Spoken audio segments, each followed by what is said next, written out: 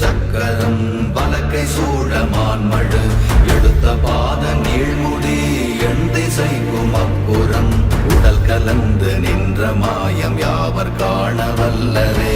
ஓம் நமச்சிவாய.